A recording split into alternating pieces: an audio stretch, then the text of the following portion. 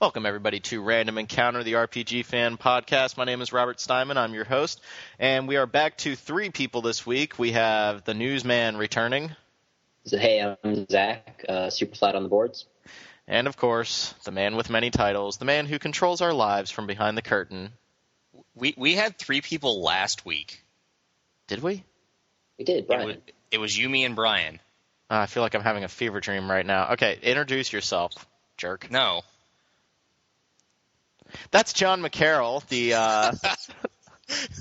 I'm going to go with Supreme Executive Douchebag this week. So, yeah, there we go. Wait, I'm going to go with Special Event Coordinator. Bam. All right. So this week we have a couple of RPGs to talk about, then a nice topic about what I'm going through right now in terms of RPG and just video game in general fatigue. And then we got a nice, meaty, juicy news section that will, of course, conclude with what everybody is probably a little bit afraid of, the next Mass Effect. All right. So, John, do you want to start off? Yeah, sure. So I was at a local game retailer a little bit earlier, and I picked up a copy of 9 Hours, 9 Persons, 9 Doors, which the only reason that I can successfully name that title is because I have the box in front of me. So it's from Chunsoft, the guys who make all the Fushigi no Dungeon games. So they made Shiren the Wanderer, they made Pokemon Mysterious Dungeon. Okay. Oh, right. They make all these roguelikes, but they also make adventure games, which I'm still sad that we never got 428 in North America, which was a Wii adventure game. That was kind of like CSI, but that's neither here nor there. So I'm maybe an hour into the game. Like I said, I just snagged it today since I didn't have anything to talk about on the podcast. It's an adventure game. You're this. The main character is a guy named Junpei, no relation to our friend from Persona 3. You've been what? Badum-tish. Yeah, shut up. You've been kidnapped by a guy in a gas mask who comes into your apartment and says that you are going to be part of this game. And the game actually starts out with you in this cabin on a ship that starts filling with water, and you've got to escape out of it. So far the gameplay, do you guys know those Japanese Flash games that are kind of like, okay, you have to find everything in this room to escape from it? Yeah, Crimson Room and stuff. Yeah, Crimson Room, which there is a PSP version of Crimson Room, which I still need to try out. It's that mixed with like a digital novel. So far it really reminds me of Lux Pain, which I know a lot of people didn't like Lux Pain because it had a really subpar localization, but it's one of my favorite adventure games. So I'm digging it so far. And it's you look at some of these adventure games now, and the puzzles are really, really simplistic. Not so. I mean, in the first room, it had me, summing numbers and they gave me a chart of shapes that related to items in the room that I had to match to a briefcase's combination. So it's more complex than what you would see in an average adventure game. And I'm honestly really digging on it so far. Like I said, I'm not particularly far into the game, so I can't comment much on how the story unfolds completely, but I'm digging it thus far. You know, I'm glad Axis brought this over since it's not an Idea Factory game like Blazing Souls, but yeah, see, I really like puzzles. It's something that I think I should try out Professor Layton at some point, just seeing some of the puzzles in that. And also, we were talking in the pre-show warm-up about Assassin's Creed 2 and Brotherhood and how they have like these really thought-provoking, intricate puzzles. And I really like this stuff. But now my question to you about this game, and it doesn't sound like you're very far through, are the puzzles fair? Because this is my number one complaint about puzzles in a video game. Like one of the last puzzles in Assassin's Creed Brotherhood, it's like a number-based puzzle, and it's the Fibonacci sequence, which I recognized fairly quick, not as quick as I probably should have, but I recognized it. But then it changes the Fibonacci sequence on one of the numbers just to screw with you, just to throw you off. But it only does it once in the numbers that you have, and then you just have to assume that it's going to do it again in the 2 numbers that you don't have. And to me, that's an unfair puzzle. Now, does this game play fair in terms of the puzzles, or is it just effing with you? So far, it's played fair. Okay. I really dislike when games don't play fair in their puzzles. Any game where I feel like I have to go to a FAQ or go to a strategy guide, I really tend to discount that as an adventure game that's fair. I'd like to think that I'm a fairly intelligent person, and I like these kind of puzzles, but if I have to spend more than 15 minutes thinking about something, and if I look at a FAQ and go, oh, I should have gotten that, that's one thing. If I look at a FAQ and I go, who in their right mind would have thought of this, that's bad. Well, even worse than that, there's one puzzle in Brotherhood that I've looked at the solution, and I stared at the solution for 20 minutes, and I went, this still doesn't make sense. Like, I really don't get it. And so what people basically had to do was they just had to put in every possible permutation of the solution. Again, there's only like 81, so it wouldn't take you that long. But just like, when puzzles don't play fair, I get up and I go and I look at a game FAQ or whatever, and then I just move on. And I don't want that experience to happen. I want to feel intelligent when I solve these puzzles. So I think that's why I'm a little hesitant to try out these adventure games, because I feel like I might get somewhere where I'm just going to smash my head through a table because I'll be stubborn and not want to look up an FAQ. Yeah, like I said, I give it about 15 minutes before I hit a FAQ on any individual puzzle. I really wish that more game companies would do what they did with the Monkey Island remakes, where you include a hint system that says, okay, you go here. Because it's one thing to be challenged, but it's another thing to put up a barrier that is there specifically to stop the player. Like, yep. It ceases to be fun at that point. Yep, totally agree. How's the pacing on the puzzles? Or is it a good balance? Like, I know, like, if you were to compare it to Professor Layton, that game is all about the puzzles, and less about going around being an adventurer. So game, so I think that perhaps my calling it an adventure game is a misnomer. It's more of a digital novel. There's a distinct barrier between when you are in puzzle mode and when you are in game mode. I think the menu it's called novel part when you're in the digital novel part, and escape when you're in a puzzle part, because you spend your time literally trying to escape rooms. You're trying to escape this ship. That's the game, and so there's a distinct setup. I'd say that it's about even unless you get yourself stuck somewhere. One thing I will say is that I like their use of the DS screen. Usually when you play an adventure game or a digital novel, you look at the Phoenix Wright games, everything happens on the top screen, and the bottom screen is pretty much tap the middle, and if you need to access the menu, it's there. When you're in the novel part in this game, it's really cool. It shows you what's going on the top, and it shows any character dialogue on the top, but then there's this narrator voice on the bottom screen that says, okay, Junpei goes here, or da-da-da-da-da. And actually, the prose has been pretty good thus far, but then it will show the character dialogue on the top screen, and I've really been intrigued by that. Just a side comment, because Zach, I don't think you have it in news, and this kind of goes along with the adventure thing. If anybody's interested in Ghost Trick for the DS, sorry, I'm enunciating because I'm sick. If you buy that from the Capcom store right now, they bundle in a copy of Phoenix Wright. I thought it was $10 more. $10 more, but yeah, you get Phoenix Wright as well. So, we were talking a couple weeks ago about how much I really wanted to play that game. Yeah, that's not even in print anymore, and I got Ghost Trick, which I'm interested in, and that'll come out in January? Yeah. And then Phoenix Wright to come along with it. So, a little tip out there, if you guys are interested and you want to get a hold of Phoenix Wright and not pay, $50 on eBay or whatever, definitely look into it. Yeah, and I've played a little bit of the WiiWare version, and it's nice to have it on a big screen, but there's nothing like yelling at your DS to objection. Yes, that's fantastic. Does it register anything, or do you have to say objection? You can kind of yell whatever you want at it. It's pretty much if it detects noise and you've got multiple syllables.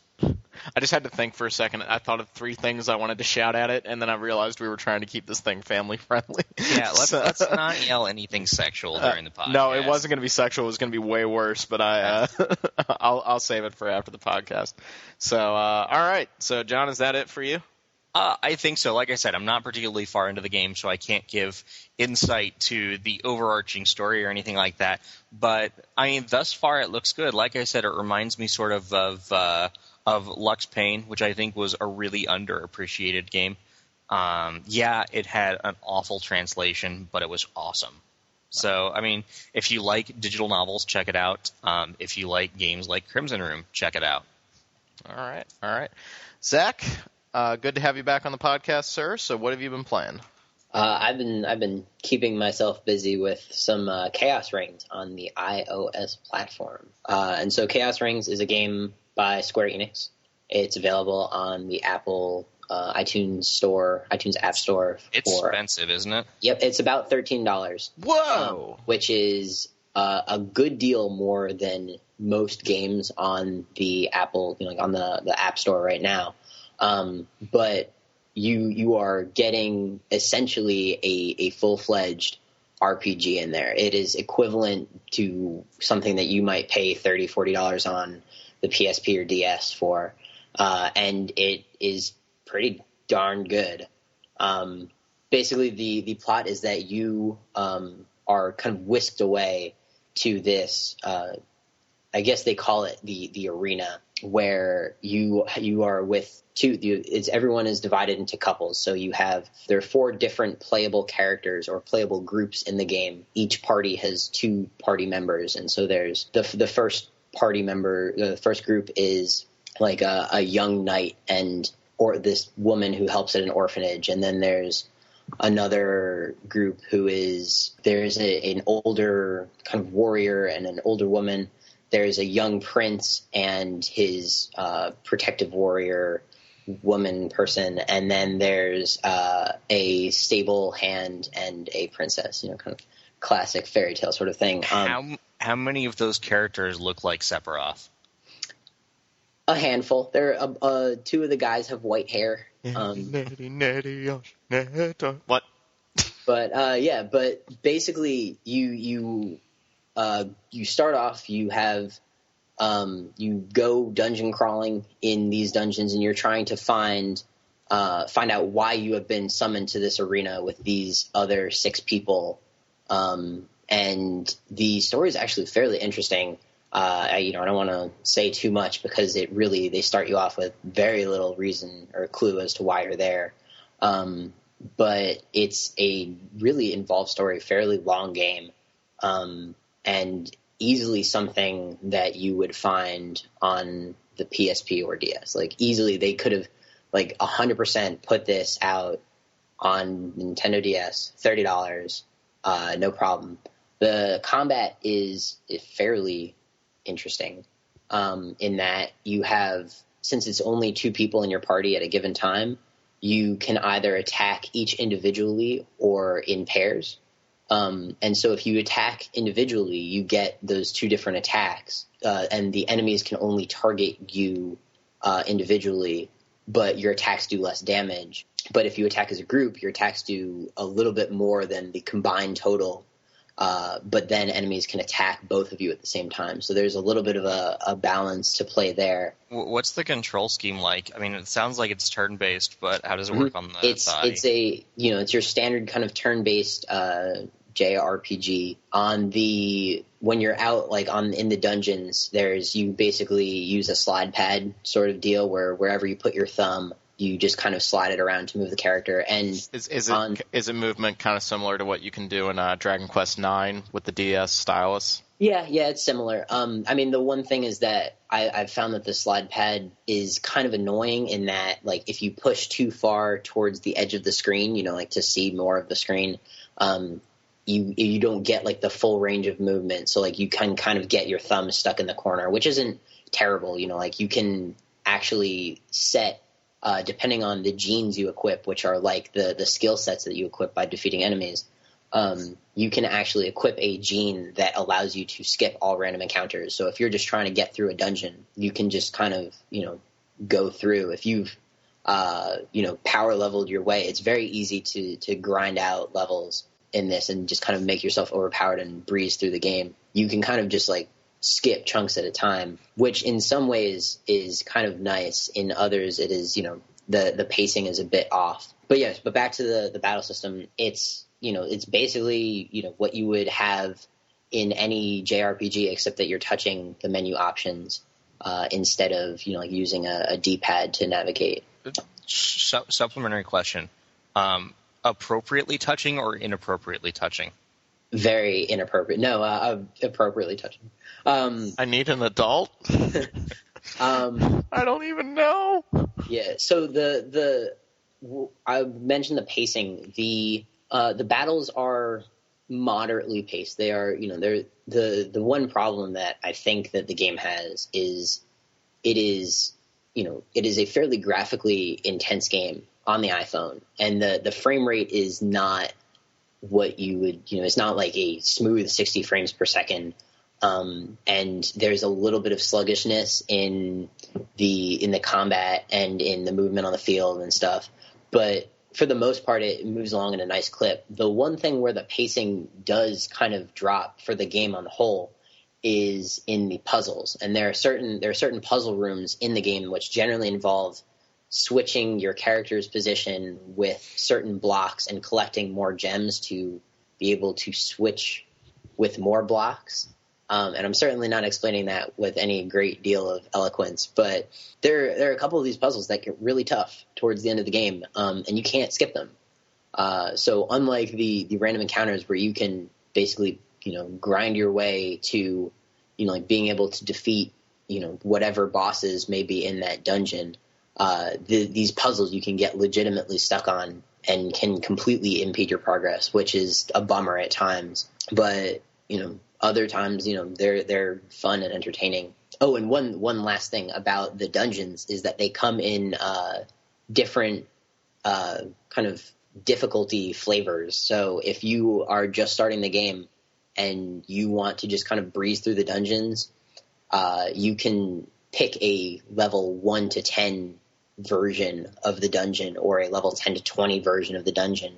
That, as it corresponds to your character levels, and all of the enemies and all of the, like bosses and items that you get will kind of correspond to that. So if you want to level up really quickly, and have like more difficult battles, you can pick, like a level bracket that's a little bit higher than yours. Or if you want to just breeze through the dungeon, as I said before, you can pick like the level 1 to 10 version. That sounds very similar to what you could do, in The World Ends With You. Like you could pick how difficult the battles were going to be and that sort of thing. And I really like that player choice, but it's also a little overwhelming at times, like that's so much information to put on a player, especially at the beginning of a game. Did you personally like raise the difficulty at all, or was it just kind of like, yeah, I know I can, but I'm not going to? You can't really jump more than like 6 or 7 levels above your current bracket. But I mean, unless, you're really good or you have like really good, gene, like equipment, or you've bought, like that, the next tier, items and stuff. But, I did find myself, I was level 7 when I went into the second dungeon, and I bumped it up to the 10 to 20 bracket because the battles were more boring than anything, like anything else. And so I wanted the extra challenge, and the payoff was there. I was leveling up faster. But I mean, it really depends how you wanna play.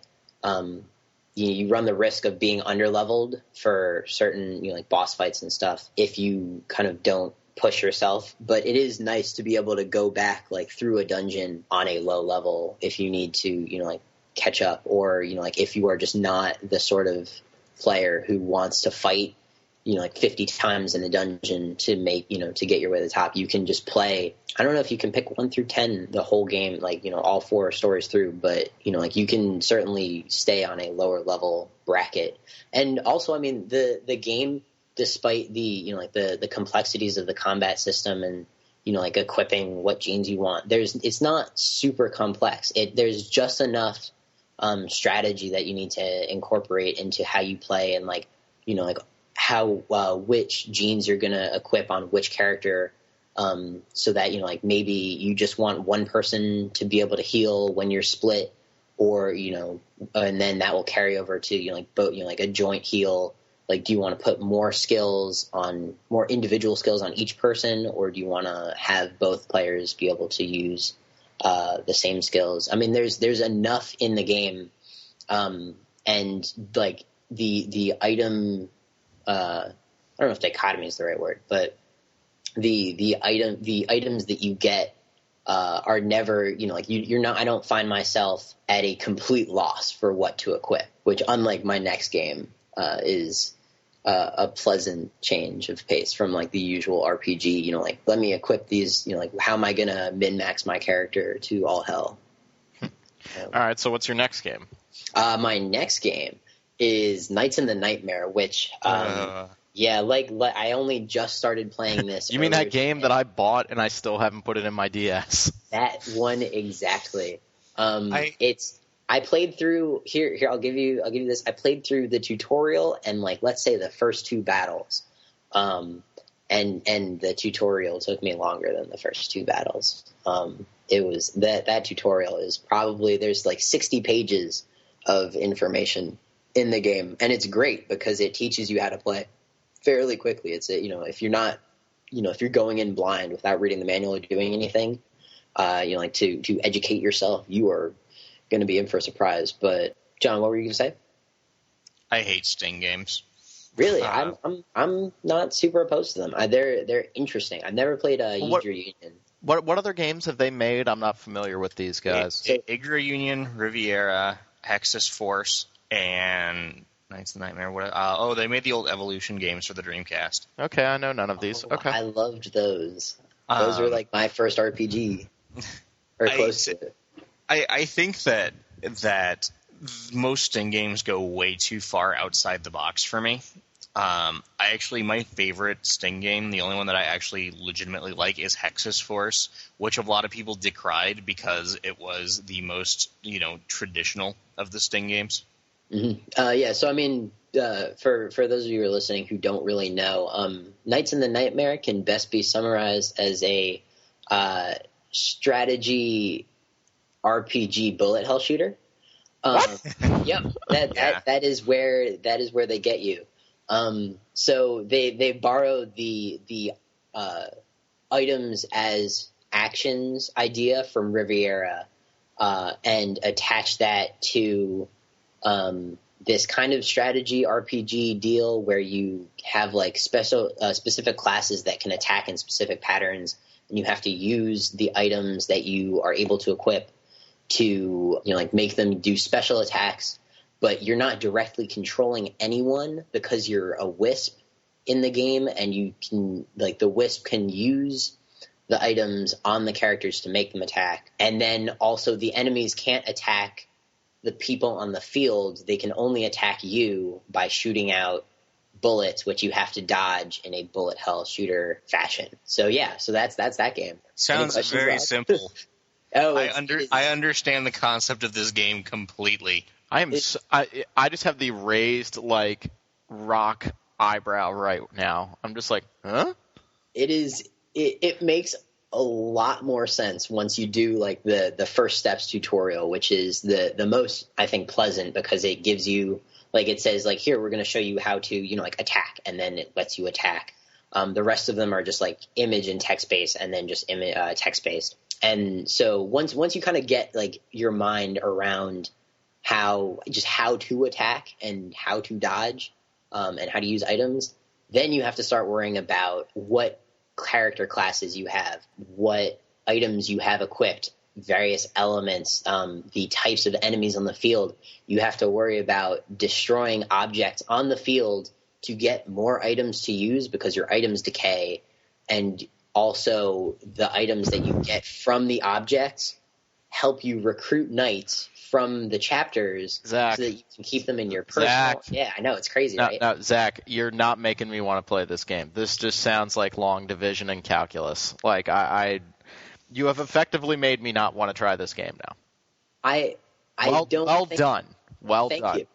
It's Are you playing it for PSP or DS? I'm playing it for DS, and having started playing it for DS, I don't know how the PSP one could possibly function because you use the analog stick to be your Wisp. It actually works pretty well.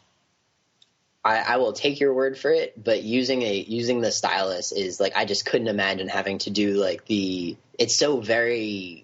You need so much precision, I feel like, with what you're doing. And granted, I wouldn't mind like high res character art, and it's a little bit easier because everything's on one screen as well. True. You can kind of move your Wisp around, whereas with the DS, you see the bullets on the top screen, but you're moving yourself on the bottom screen. Yeah, there is a disconnect there because you have just this very bare bones map and item deal on the bottom screen.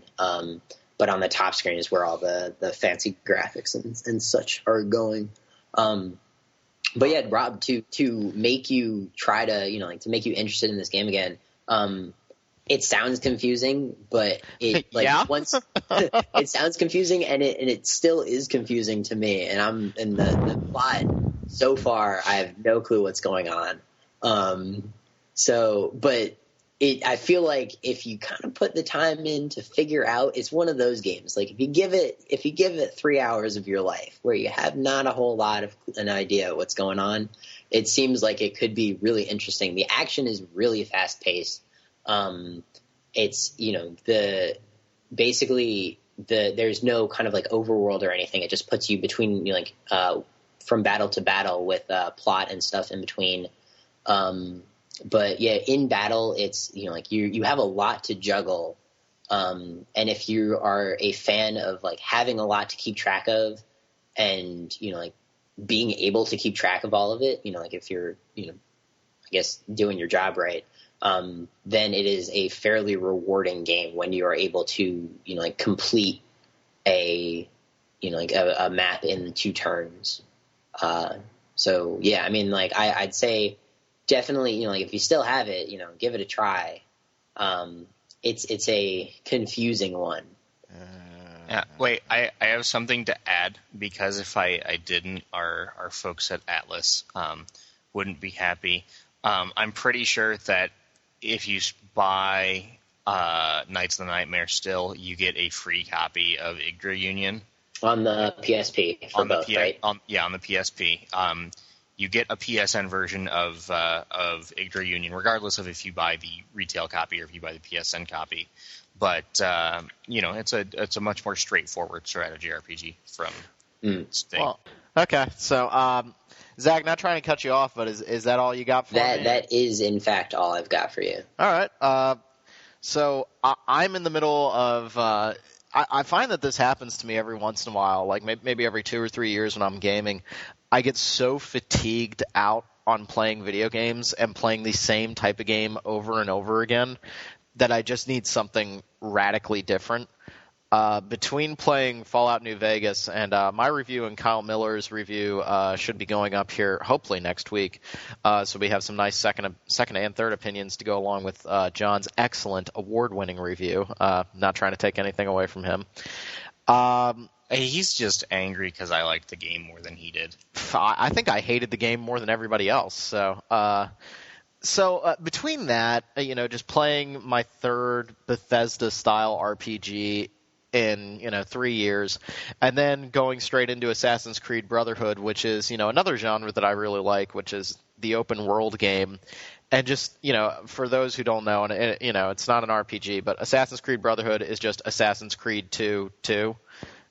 You're literally just doing the exact same things again, and it's wait. I've got better. Oh. It's Assassin's Creed New Vegas. Yeah, kind of. Like it's not. It's just as not fun.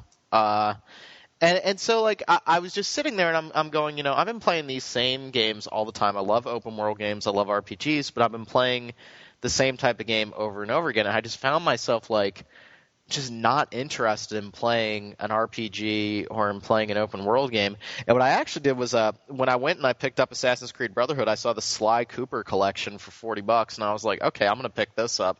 And today I have almost beaten Sly Cooper 1. Like, I've been playing it all day, and I love it. You know, it's so different. I'm not a huge platform gamer. So I think the thing that I need to do every once in a while is just take a break from those genres and play something that's very, very different, something that I don't play fairly often. I think that's how I get over the fatigue. So I wanted to ask Zach and I wanted to ask John, do you guys ever feel the fatigue with a certain genre and you have to do something else? I have 4 games that are my go-to games for.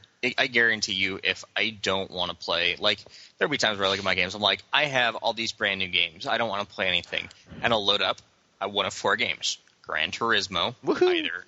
Gran Turismo, which number 5, probably out the day we post this podcast, which, oh man. Peggle. Okay. Clubhouse games, and Plants vs. Zombies. Okay. So those are like your go-to games when you don't want to – you want to play a game but you don't want to play anything that's on your shelf. That's what you do. Yeah, and here's the thing. Clubhouse games – the best $25 I ever spent, and I bought it when, not 25, 35. I bought it when it was brand new, and it wasn't a budget price title. And oh man, like there is no better deal on the DS. Is that the card games one? Yeah, it's pretty much any card game that you ever want. So I play President constantly. Which President is everyone should recognize it as a drinking game. Well, I think the other big game for me was a multiplayer game was Left 4 Dead 1 and 2. Like, I would always play those, and I think that did a lot to help me. I used to play that with my buddy Keith. Yeah, it was a really good way of, like, breaking up a lot of tedium. Like, I would play Fallout 3, when I got home, and I'd play it for 2 or 3 hours, and then at night it was always Left 4 Dead time. So it was something to break up a little bit of the tedium. I found I spent 25 hours with New Vegas, and I felt it the whole way. Like, it was just like, oh my God, it's another freaking quest. Okay, once again, I have no idea where to find this guy. I'm looking at the radar. I'm trying to figure out where to go. I think one of the great things about Left 4 Dead is that it has fantastic pacing in that you are done with your game in an hour. There is no story to Left 4 Dead. Like, there kind of is. The story are the individual moments, like when your one buddy goes down and you're sitting there trying to decide if you go back and save his ass. Yeah, but I mean, its pacing is fantastic. I have no problem playing a match of Left 4 Dead pretty much whenever, especially with my buddy Keith. Yeah, I just I don't know what you're implying. I'm not sure if I'm supposed to get a joke here or not. Hey, dude, I'm making a Left 4 Dead joke. Oh, right. Alice's buddy Keith, right? Oh, okay. Oh my God, dude, I'm sick. I can't pick up on your subtleties. Dag nabbit. I think the usually what I end up doing when I kind of get sick of games in general, I don't usually, if I'm like sitting down to play an RPG, I'm kind of like in it. Actually, interestingly enough, I feel like RPGs are my kind of palate cleanser sort of dish. Like I usually get kind of sick of playing those like open world games like Assassin's Creed, and like sitting down with Persona 3 or Persona 4 and just like getting like really into like a quality turn-based JRPG with like good story, good writing.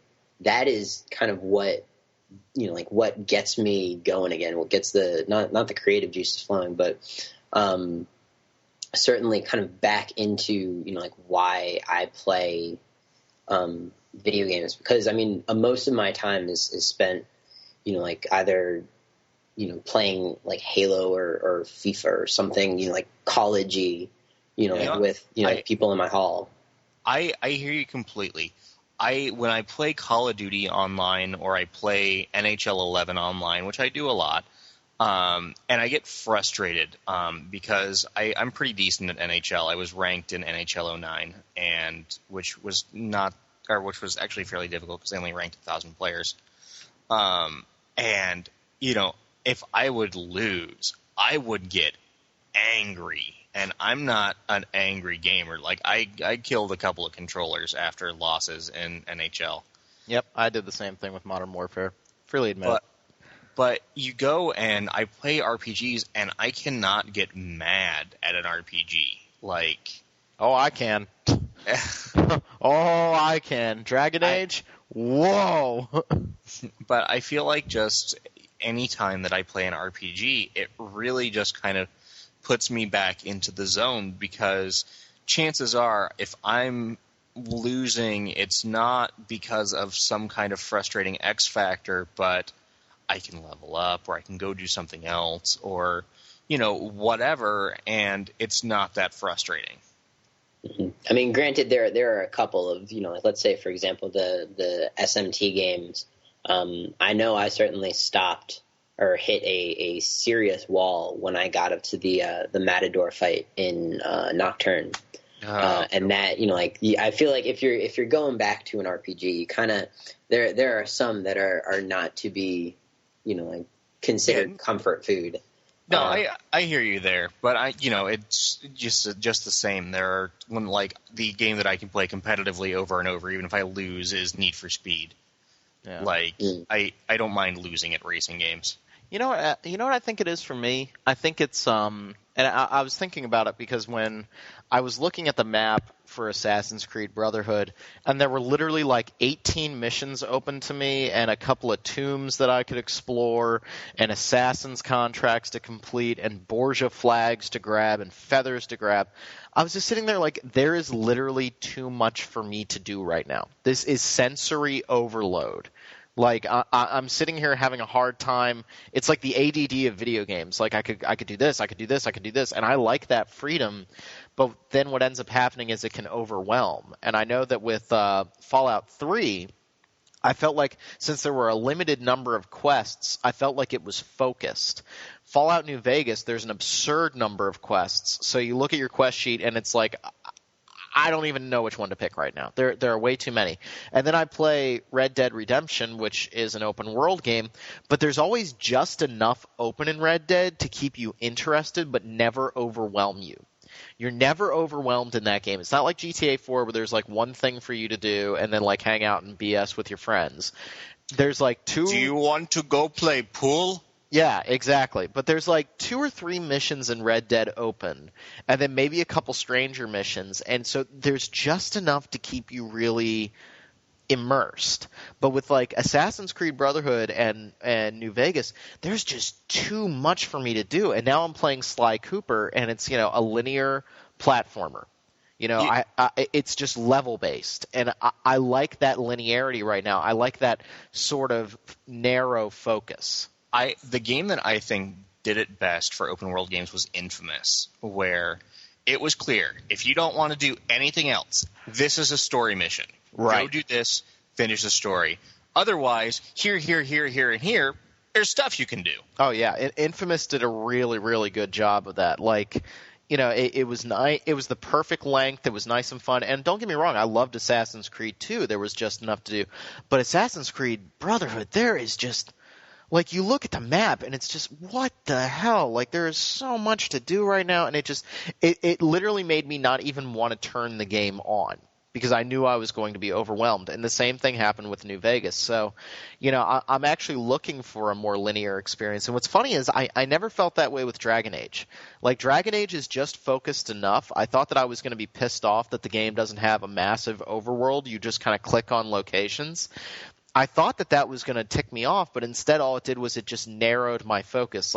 Okay, while I'm in Orzammar, I have these 20 things that I need to do, and I would just go and do them very quickly. And, Mass Effect 2, you were always, very focused in the area that you were. And so I think I'm starting to enjoy, I love Bethesda RPGs, don't get me wrong. I love that open world adventure, but they have to give you enough to do without overwhelming you. And I think with Fallout 3, they did a good job with that. With New Vegas, it's just way too much. Yeah, I hear you. Though, what's funny is, after a point, I ran out of things to do in Fallout New Vegas. Really? Yeah, like, I don't know if it's just because I didn't get the right quests, but I'm at like my stagnation point. I'm level 26, and I have no more quests except for the main quest. Well, you do end up cutting off a lot of quests if, like, you wipe out Caesar's Legion or wipe out the NCR. I mean, you really do cut yourself off a lot.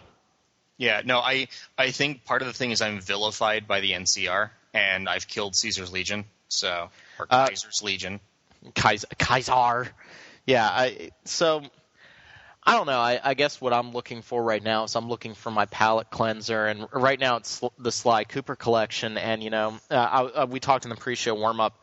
I'm really hoping that like The Witcher goes on Steam sale here in the next couple days, either for Black Friday or for Steam's like massive Christmas sale. But I'm also sitting here going, do I really want another huge ass daunting RPG? I kind of want something a little bit, not simplistic, but something a little bit more focused. I mean, here's the thing that I find with RPGs is that if I am in fact burning out on an RPG, that the kind of more original and like out there RPGs are kind of what bring me back into the fold. So like switching up, say, like if I'm like just chugging through Pokemon, like simple. But that stuff that can get repetitive. Pokemon can get repetitive, and like switching over to like Knights in the Nightmare, for instance, which is the least like conservative RPG that I've played in a very long time, is a good way to kind of break out of that. And I feel like The Witcher. I mean, I haven't played all the way through it, but what I have played. It is a bit less, it is a bit less, like standard. It is like the combat is kind of almost Phantasy Star Online-esque in its clickiness. And its rhythmic clicking. Yeah. I definitely want to try it. It's just, I think the prospects of starting up, and even with the Sly collection, everybody says that as the Sly Cooper games go on, they get more and more intricate. And I'm sitting here going, that's not what I want right now. Maybe that's why I like Demon's Souls so much, is because, it is an intricate game, but you are on one path when you get into the level. What's interesting is one of the reasons why I liked Heavy Rain is Heavy Rain has a very complicated story, and it's got depth to it, but the actual gameplay is pretty simple. Yeah. Yeah, I think that's what I'm looking for right now. If I had written a review of something like Assassin's Creed Brotherhood, what I would have said was like, the reason why I loved Assassin's Creed 2 was it was just a bigger, meatier, juicier version of Assassin's Creed 1. But there's a reason why you don't have Thanksgiving dinner every week. It's because it doesn't give you a chance to savor that. And so instead of Thanksgiving dinner, you want like a KFC Double Down? No. What I'm saying is that I want there to be a separation between, I want there to be a gradual increase in what we've come to expect from the genre, not just a yearly re-release. Like, I'm not one of these people that goes out and buys the new Madden every year. I like my games. I buy NHL 11 on day one. That's fine. But like, it's the big reason why when I'm reading about the new Batman game, for example, and all the stuff that they're doing with it to make it new and interesting, I'm really excited. Yeah. I want to see evolution. I'm so mad that Rocksteady did so well with Batman because I want a new Urban Chaos game, and that's never more going Batman. to happen now. No, more Batman. I want Urban Chaos. There's no other game. I wanted that rumor to be true that they were working on the new Hitman. That's what I wanted. That would have been interesting. That would have been very interesting. I really wish that turned out to be true. Oh, I suppose now that IDOS and Square Enix are the same company. That's because I was about to say no. IO Interactive is IDOS, but I think that Square does indeed own that property now. Oh yeah, the next Hitman game. I mean, IO's working on it. They just had a couple of guys who used to work for IO that had Hitman 5 listed in their bio. It's like the worst kept secret in the industry right now, outside of the PSP2. It's coming. Just frickin' announce it already. We've seen artwork for the damn game. Just announce it. So I want to go off a complete tangent. If sweet. I'm looking around and I'm looking at my copy of Call of Duty Black Ops. Dear game developers, please do more of this, where including games inside of a game. For those of you who don't know, you can play the entirety of Zork in the Call of Duty menu. My buddy was telling me about that. Yeah, the Call of Duty menu is interesting in that it's actually from the first-person view, and there's a there's a television screen in front of you. But you can get up, you can break out of this chair that you're strapped into, and go over to a computer. And if you type in Zork, it gives you Zork. And it got me thinking of Day of the Tentacle, which was essentially Maniac Mansion 2. Came out, almost 2 decades ago now. It's one of my favorite adventure games because it's awesome. Do you like it? No, I hate it. Okay. But there's a computer in that game, and you can play Maniac Mansion inside of Maniac Mansion 2. It's awesome. No, I love that sort of stuff. I really do. And when you think about it, like the executable for Zork came out, I don't know how many years. It came out before I was born, I think. And that game's executable has to be like 100 kilobytes, if that. And you have to think that, considering that a Blu-ray, a single layer Blu-ray is 25 gigabytes, that you can fit, a copy of your company's game from, 1980 whatever onto that to just as an Easter egg. I wish more companies would start doing this. Because it's really cool to have, like, Sonic's Ultimate Genesis Collection, to have all those games together.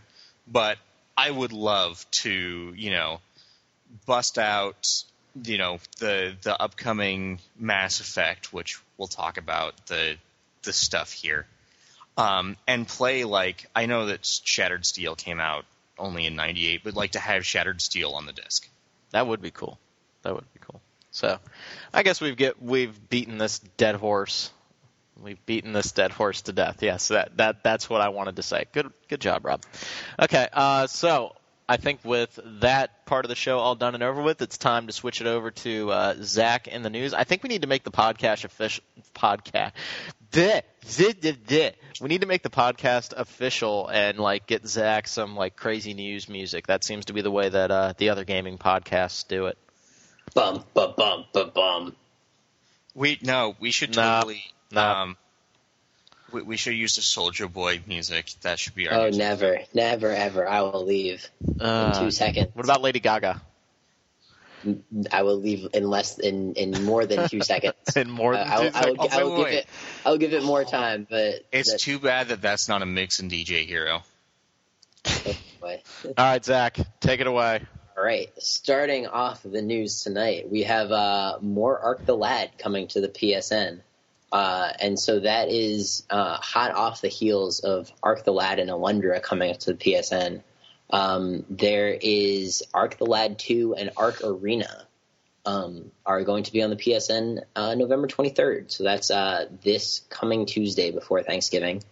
Probably when the podcast goes up, you will be able to buy these games. And so you can have Ark the Lad by itself for $6 US, or you can bundle it with Ark Arena for $9 US. So 599 US cents. Yes, that is in fact true. But has John, have you played either of these games, or Rob? No. Years ago. They're all generic strategy RPGs to me at this point. I have never played them. I have not. I didn't have a PS1 when I was a young child. In the release date segment, we also have Tactics Ogre Let Us Cling Together coming out February 15th. And so that should... What's the platform for that? PSP? PSP, yep. Dang PSP remake of the very original Tactics Ogre with updated art and such things. And I think a couple of new gameplay systems as well. And there's going to be a pre-order bonus. I don't know if it's up yet on all of the retailers, but there's going to be a set of tarot cards illustrated by Akihiko Yoshida, who is, I believe, the artist on the game. Will all the characters not have noses? Maybe not. See. It's like they're all Krillin from Dragon Ball Z. Sorry. No. In Japan news, the last story is going to get a Wii bundle of its own when it comes out on January 27th. And so that's going to run you $310 which is 25,800 yen. I wish we would get more crazy bundles in the U.S. like that. There's a decided lack of them. There's a Castlevania Lords of Shadows bundle on the PS3 in Japan, and I'm just like, well, maybe I'd buy it. PS3. Trust me, you don't want to play Lords of Shadow. No? The ending will break your head. What's funny is I just got my new issue of Official PlayStation Magazine, and it's listed as one of the PS3 games an essential that you should get if you buy the console. Lords of Shadow? Really? Yeah. I mean, that's the new one, right? Yeah, I mean it's good. I mean it's definitely a good game, but like the game peaks at about 2/3 through, and then the last third is kind of boring. Like the first third's bad, the second third's good, the last third's kind of bad, and then the ending is just like, buh? So, yeah. But, moving on. Okay. More news. Sorry. Tangent. Kingdom Hearts 3DS. Son of a. Nobody cares. Nobody cares. I mean, it's not one thing that is very important in this news story. Which the full news story is that there will be new Disney worlds in Kingdom Hearts 3DS. So you'll be able to control Sora and Riku. You don't know why they're both there, but there are going to be a bunch of new worlds and some originals like Traverse Town that are going to still be there. One very important thing is that it is not Kingdom Hearts 3.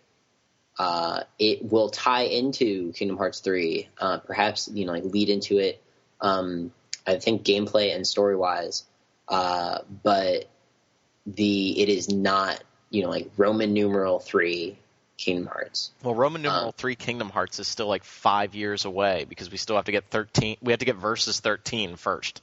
We can only hope, Rob. I just hope it never comes out, just to tick Steven off. Just to spite us. All right. No, just to spite Steven. I hope that he never finds out, anything about. It's going to turn out that Sora is like the illegitimate son of Sephiroth and Aerith. And then he's going to drive a Wanzer. Oh, that would be so. Isn't it pronounced Vonzer? Probably. I don't care anymore. You just don't care because I proved you wrong. I'm pretty sure it's Vonzer, but win. I played through all of Front Mission Evolved, which classically the Front Mission games haven't had great stories, but it's just awful. It's the story in that game is awful. Yeah, I mean, I just don't want another Kingdom Hearts. Really? Like, can we get back to, like, it being you, Goofy, and Donald Duck on a magical adventure, and it's not like, I'm going to fight the 13 clones of Sora or whatever the hell's going on? Can we just get back to the basics? Like, let me ride Simba. How about that? You know what? I think game that you'll really like is Epic Mickey. Yeah, if it was HD and on my PlayStation 3 and not the frickin' Wii. It's 6 months from now. Yeah, that's true. When it absolutely tanks on Wii. Like, I mean, don't underestimate the hordes of younger children. That's going to be the biggest. That's probably going to be the biggest flop of the year. One of the things Rob and I discussed before the show was the Sly Collection. I asked him if he was playing with Move, and he said, "No, hell no." Chances are, if Epic Mickey comes to PlayStation 3, it's going to require Move. Oh, yeah. See, that's the sort of thing though that would entice me to get a Move, is like having, like being able to kind of do away with my Wii, for the exception of, like Zelda and Mario and, like the occasional Nintendo, like sponsored hit.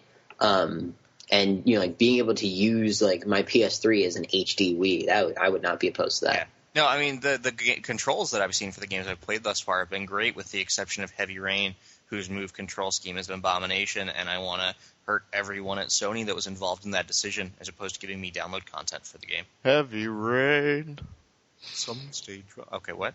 Have you guys checked out the new Deus Ex Human Revolution gameplay? Yes. I told you I don't watch trailers. Holy shit. So for those of you who are unaware, there is a new gameplay trailer for Deus Ex Human Revolution. If it's on the site, you can check it out on our YouTube page if you're interested. Or, just somewhere on the internet, do yourself a favor and take a look at it. The original one is awesome. See, I tried to play the original one on PlayStation 2, and that was an abomination. Yeah, that's a bad port. But it looks like if you want to take a look at some of the it seems like there's some customization, the weapon customization in there.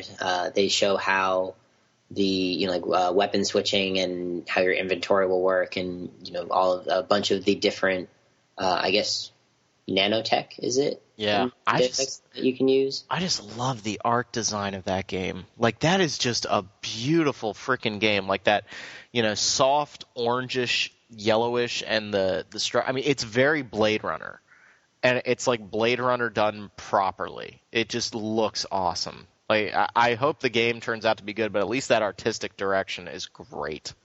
Mm. Getting to the last chunk of news stories, Fallout New Vegas DLC, the first DLC pack, which is so far exclusive to the Xbox 360 version, is entitled Dead Money, and you're trying to uncover a treasure that the Sierra Madre Casino has. And so that is coming out. It's following the Fallout 3 DLC kind of like pricing structure at $10, and that's coming out December 21st. So, John, any interest? Yeah, sure. I mean, DLC is good for me. I discussed this with Rob earlier. Did I discuss this? No, I discussed this on the podcast. Never mind. Yeah, I've kind of fallen out. Like I've run out of things to do. Yeah, you said that like 5 minutes ago. I don't know where my brain is. Okay. Intelligence of 2. Ice cream. That's one thing that I do want to do. I wish that I didn't have to go through the entire game again. You can just download the mod that lets you. Yeah, screw you.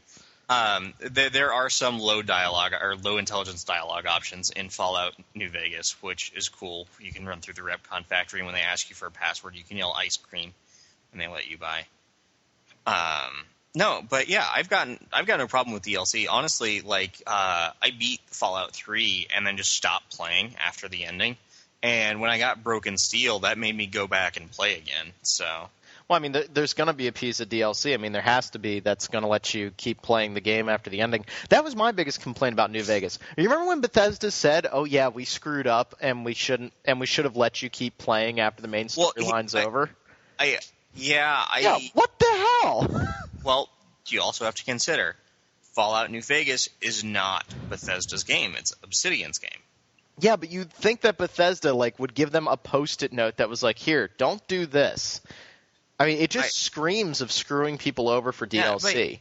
Yeah, I don't see that. Fallout New Vegas was very clear that when you go here, this is the end of the game. True, but it just bothers me. I have no problem because Fallout New Vegas was really good about wrapping up its ending. It wasn't derp, okay, you're dead. Well, yeah, Fallout 3's ending just felt like we need to end the game quickly. So. Okay. All right. Well. I still love that piece of logic. Okay, you have this guy right here who's immune to all radiation. No, I can't do that. I was like, get your ass in there, Fox. God. Yeah, I mean, I'm at this point, I'm gonna wait for the inevitable game of the year, or whatever Wasteland Pack edition, and on the chance that it doesn't win Game of the Year. Yeah, questionable Game of the Year edition. But that's what I want to see. It's gonna collect, all of the DLC. It's gonna come out eventually, at some point halfway through next year. I'm gonna wait for that, just because I still need to buy myself some New Vegas. But you can do without it. Okay, the last two big news stories are related to our friends at Good Old Games, GOG.com. First and foremost, Baldur's Gate 2 is finally on GOG.com. John, your thoughts? I have it on CD, so it really doesn't bother. It's cool. It's not Steam. That's like supporting communism. It's not okay, Steam. No. Here's the thing. Huge difference here. Steam, fantastic. I love Steam. GOG has no DLC. I can install DRM. I got my acronyms messed up. Yeah, no That's DRM. Cool. I can literally install that onto a flash drive and go and play it wherever I want, and I can't do that with a Steam game. And I think that's one of the things that makes these games on GOG work incredibly well, because you can run them from a flash drive.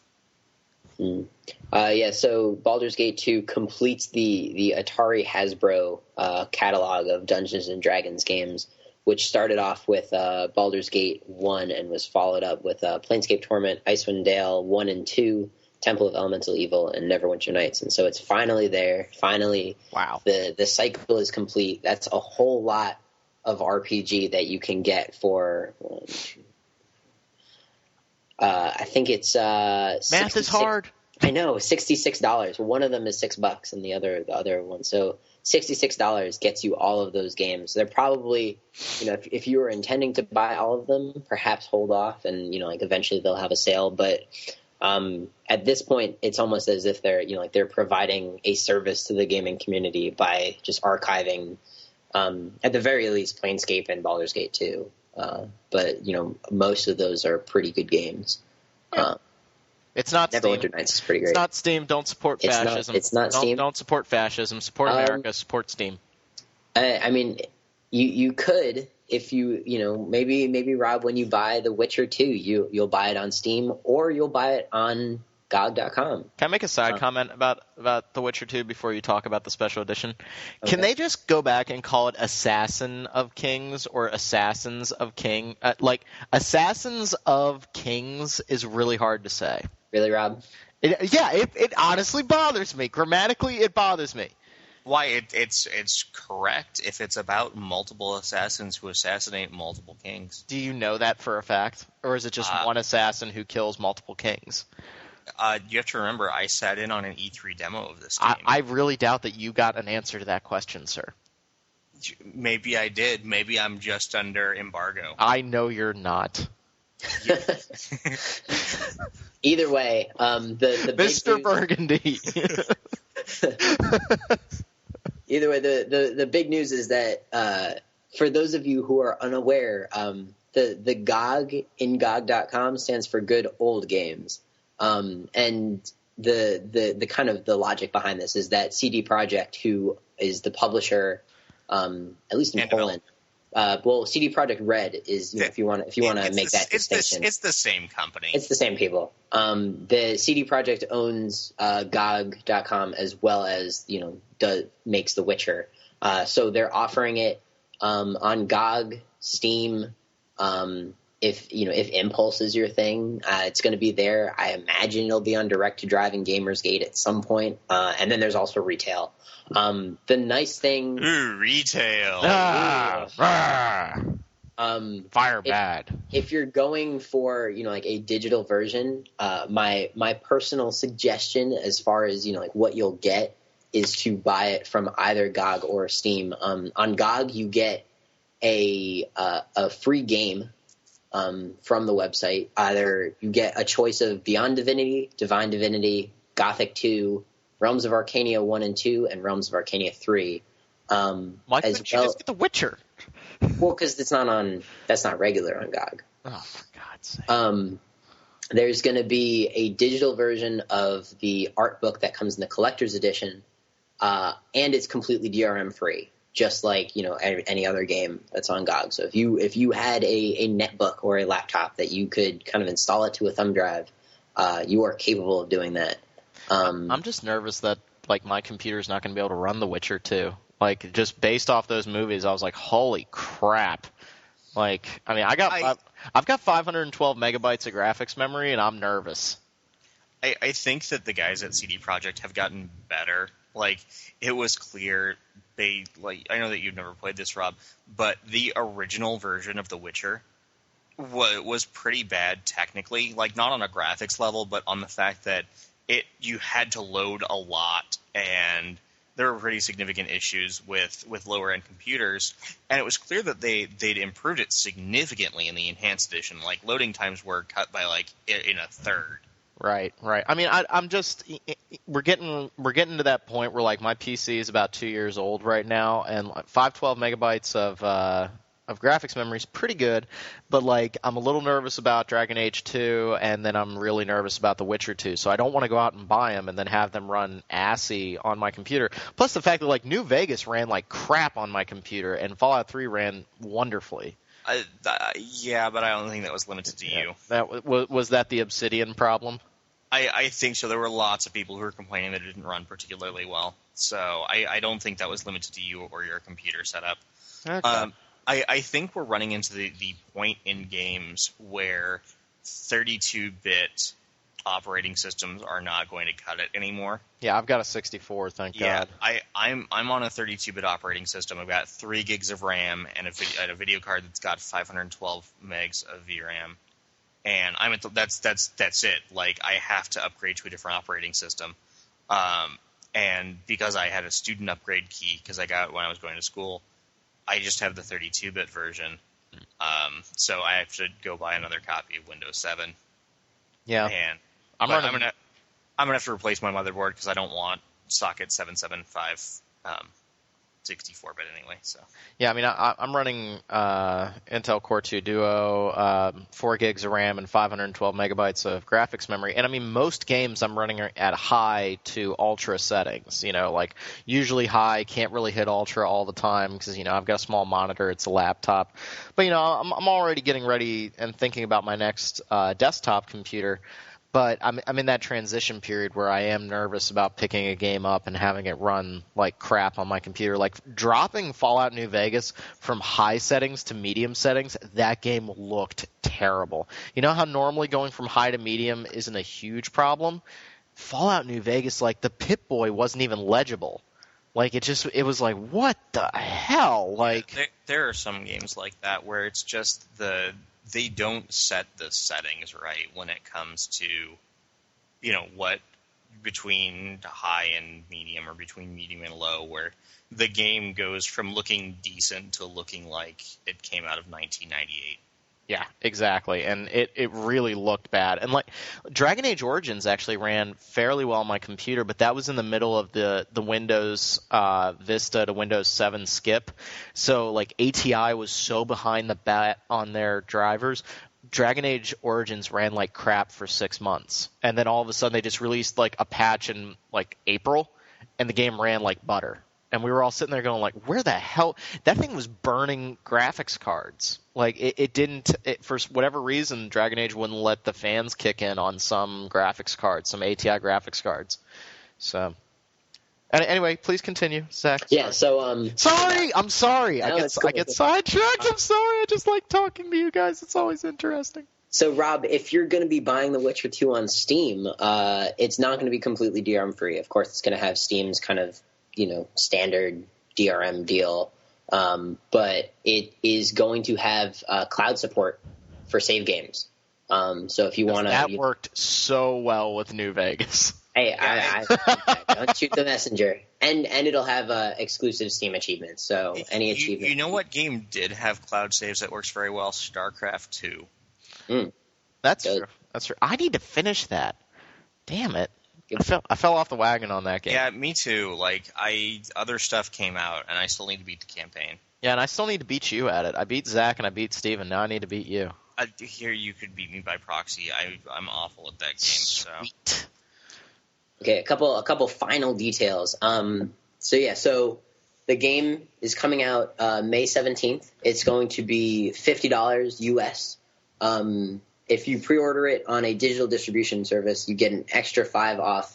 If you pre-order it from the EU or UK on GOG, they give you a credit for the GOG store for the equivalent price in US dollars because it's more expensive. It's like the 45 euros pre-order in the UK or in the EU, and then 31.5 pounds in the UK. So it's a pretty sizable chunk of change. I think it's a game or two. I can't do math in metric dollars from Europe. Basically, you get $6 back if you live in the UK, and $10 back if you live in the EU, which is a game or two games depending on how you slice it on Good Old Games. And I mean, like, considering that, you know, on Steam people are so often getting just screwed out of money if they are in different regions. I think it's, you know, pretty decent, you know, pretty good people of GOG to do that. And then finally, if you're, you know, like, there's a whole bunch of stuff in the retail and, you know, like, premium and collector's editions. There's a $130 collector's edition that comes with a bust of Geralt's head. Sorry, when I think The Witcher, that's not the bust that I was expecting. True. I know that was the low-hanging fruit, but we were all thinking it. All right. So if you're buying actually any digital version or retail version of the game, you get a whole bunch of stuff, making a video, soundtrack, map, etc. And then the collector's edition has, you know, like the sculpture, playing cards, poker dice, and a 200-page art book. So that will all be out May 17th, 2011. It's available for pre-order now on GOG, Steam, Impulse, and, you know, like, pretty much anywhere else you would want to purchase it. So that is our, you know, like, last kind of news for the night. But we also have BioWare. Rumor speculation. They've posted a couple of QR codes on their Twitter and Facebook pages, which, you know, some internet sleuthing, not on my part, but has led to the decryption of such codes as, like, I think it was the atomic weight of iron and, like, a certain temperature centigrade that, like, has to do with one of the, I think it's like the lowest temperature that has ever been recorded on Earth. And so it's all pointing, plus that and what's it? Right. The temperature of Earth had to do with where it was recorded, Vostok, which is a planetary system in Mass Effect. Do you want me to just ruin it now? What it is? It's all pointing to Rob. It's not Mass Effect 3. It's the multiplayer Mass Effect game that they've been threatening to unleash upon the world for the past year. Threatening is a bit rough, but yeah, I mean, there was no one wants. That's my point. And we talked in the pre-show warm-up, and John was like, "Look, I don't have a problem with them doing it. I don't have a problem with them doing it either. They can make a Mass Effect dancing rhythm game for all I care." But it's something that nobody wants. It's something that nobody's interested in. Why release something that nobody's interested in? That's my point. Rob, you're not everybody. I am, in fact, everyone. The world revolves around me. I've done the equations. I've done the science. It is true. Here's the thing. I exist in my own quantum wave function. I think that the game has had enough appeal in its last form to a general gaming audience where it as I called it before the game, Massive Effect future combat or warfare or whatever. I think that a game like that would do well. I think that a focused single-player shooter with a good multiplayer element based in the Mass Effect universe would sell well. I mean, but my point is why? The point of Mass Effect is, you know, the combat is maybe for let me say this. Maybe for the general public, they enjoy the combat aspects, but BioWare has always been harping more on the story and character development aspect of this. Here's the thing. A lot of people just know BioWare for their RPGs.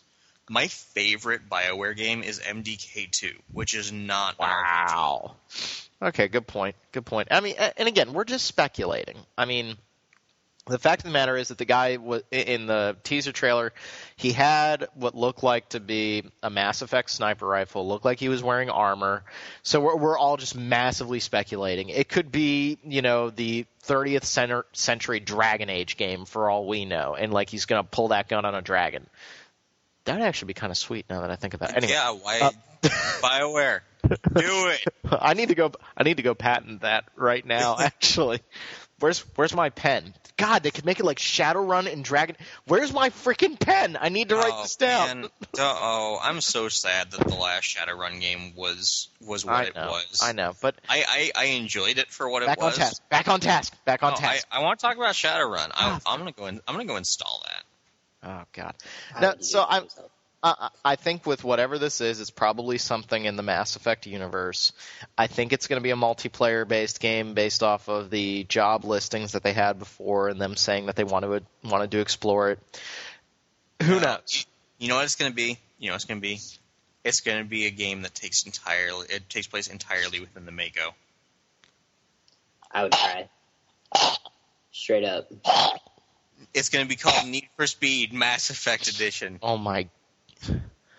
Wow. That's going to replace the whale in my nightmares. That is awful. Wow. Thank you for that, John. I'm going to have trouble sleeping tonight. Hey, no problem. It's gonna be developed by EA Black Box too. Well, okay, we'll just end the story now. So we don't know what it is. It's BioWare's next game. Looks like it's going to have something to do with the Mass Effect universe. When is the big reveal? It's at the VGAs. The Spike TV VGAs, Video Game Awards. Where all I do is mute it, and whenever they have a game trailer, I unmute it. It's far less prestigious than our awards. Oh, yeah, we're going to have our awards pretty soon, aren't we? Soon enough. Yeah. I completed the yearly What RPGs Came Out This Year compilation. So there's a thread on our staff forums that people need to look at. Yeah, I already know what my game of the year is. Okay. So I guess that's it. I think that's it for the show. Thank you, everybody, for listening. If you haven't already, please go on to iTunes, subscribe to us through iTunes. Also, subscribe to us through the RSS feed. We love to have the wonderful feedback. I do post the love and hate mail that we get. I post that on our boards. So feel free to either give us some love or tell us how much you hate us, especially Steven, and how much you hate Kingdom Hearts. I want our readers. We're getting to the point this year where RPG drought is starting. Like, I don't think there's anything between now and like February. Talk to us about what you would like us to talk about in the backlog. If you want us to talk about, old PS2 RPGs, if you want us to talk about Oblivion, if you want us to talk about whatever, let us know, because I'm in the point where nothing to play. Yeah, 9 hours, 9 persons, 9 doors is kind of my last RPG for this year, and I'm going to be playing Gran Turismo. I'm going to be playing Call of Duty. I want an RPG in there, and I want you guys to tell me what I should play. So there's a thread on our forums. You can email me, johnm@rpgfan.com. I may set up a dedicated podcast email. Yeah, I think I would want the listeners to suggest for me either, give me your pick if anybody even cares, between Digital Devil and The Witcher. I'm interested in both games. I'm probably going to pick up The Witcher if it goes on Steam sale. So those are the two games, the two RPGs that I'm really interested in trying. I played a little bit of Digital Devil. I got to say, it didn't cure cancer. I really wasn't that impressed by it, but I'd like to play it some more, see if it grows on me like a fungus. And then I'm going to have 3.5 months of winter break before I go to Japan at the end of March. So I will have plenty of time to, just shoot me a recommendation and I will play that game. Oh, goody. We get to hear Zach babble about battle systems for 20 minutes every podcast. Oh, golly. You know it. So yeah, we definitely need a lot of RPGs to play. We are kind of in a drought right now, so definitely give us some suggestions. We're always open to it. So for everybody on the show, for our dearly departed Steven, hopefully I'm just going to pour a little drink out on the floor for him. Okay, hopefully he comes back from Japan safe and sound. For Zach and for John, thanks everybody for listening, and we will see you guys next time. Ice cream!